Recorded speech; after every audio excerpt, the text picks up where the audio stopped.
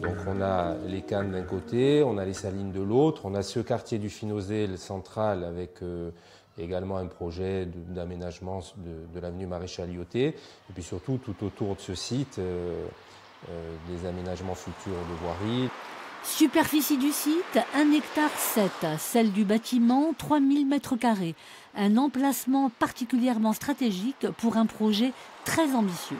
C'est vraiment tout un quartier en pleine évolution actuellement et donc avec une accessibilité sur différents moyens de transport. Donc oui, c'est un lieu assez idéal pour pouvoir implanter ce conservatoire. Le déménagement du conservatoire est à l'ordre du jour depuis de nombreuses années. Locaux vétustes, totalement inadaptés à la population de plus en plus croissante du nombre d'élèves, 600 aujourd'hui. On peut véritablement parler d'urgence.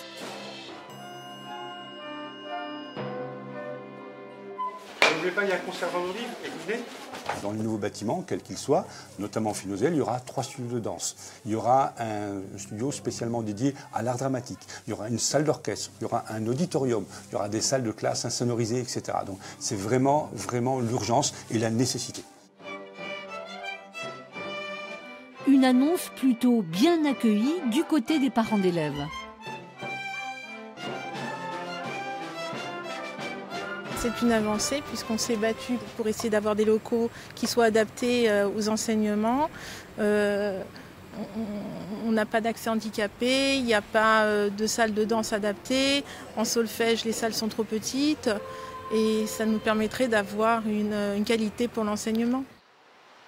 L'étude de faisabilité réalisée par la mairie sur le site du Finozé semble emporter l'adhésion de la région.